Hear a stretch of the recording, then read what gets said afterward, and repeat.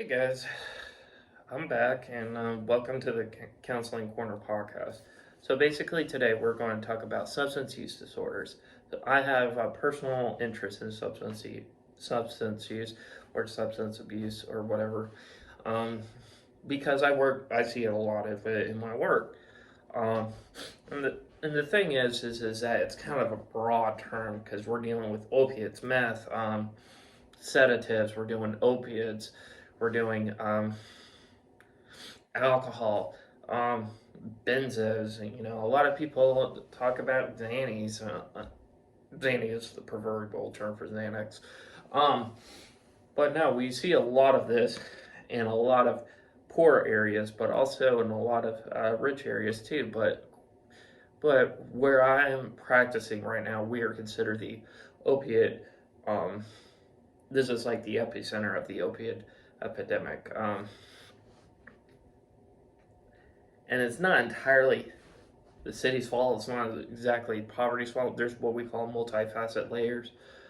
There's a lot of stuff that's going on that we just don't see. You know, a lot of people,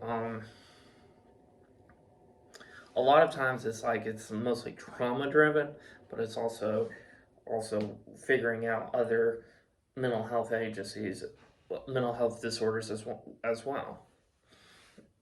You know, and so it's just trying to unearth what is really going on. I had a professor once says it's like it really depends on what disorder you discover is what you treat first. Um, for instance, a person that's struggling from schizophrenia, well, the voices inside my head I want gone, so I'm going to use I'm going to use this drug or drink until I stop hearing these voices, and it allows me to cope. Well, what do you treat first? You treat the schizophrenia first. Um, but other disorders like PTSD, um, I would. This is my own personal philosophy: is that you treat you create stability first, then you do trauma work, or you just create stability and you kind of avoid the trauma work going in depth because some people just want stability. They want to be off drugs. And some people say it's life and death out there. It's a life. It's literally life and death. If I don't get off this drug, I'm going to die. Um, and that's true. You know, and we look at this as not only a micro problem but a macro problem as well. A lot of people struggle with drug addictions. A lot of famous people struggle with alcohol use. George W. was an alcoholic, you know. But the thing is like, how are these people are overcoming it? One thing that needs to be brought up is social support. Are they getting enough good, healthy social support? You know, one of the things that I teach my clients is like, if you're struggling, who are you going to call? Who's a good influence on you?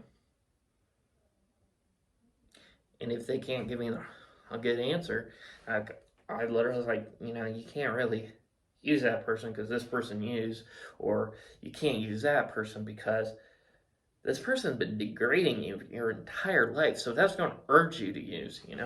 Um, and people like have all these cravings and such for the drug when they're triggered.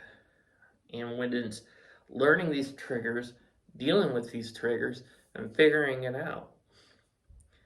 Um, it's really important to note that when you're triggered, when you have this craving, what do we do with it too?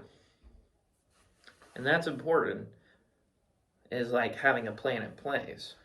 You know, um, I always try to get them to set up and know what is what is what is your go-to plan in an event of a crisis.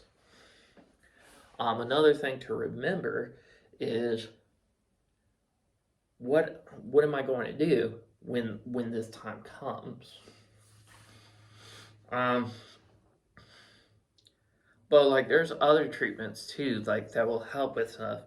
like for instance, Suboxone, um, and Vivitrol, stuff like that. There's also another one out there called Sublocade. I gotta pronounce that right. And also methadone.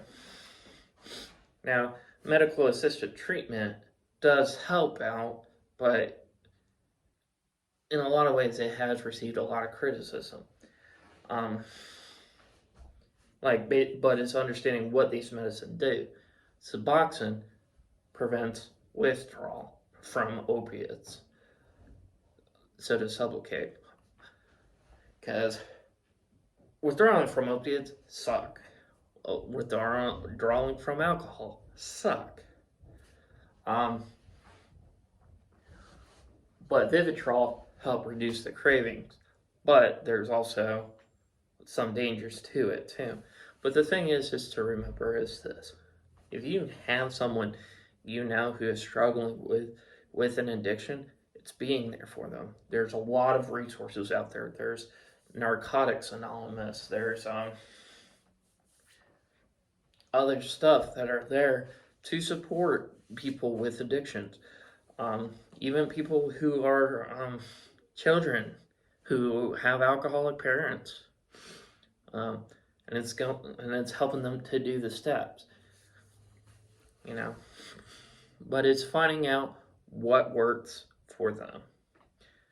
Now, I don't know when the next time I'll post again, but if you have any questions, feel free to ask me below in the comments, or just even message me. I'll see if I can help out the best way I can. All right, stay tuned.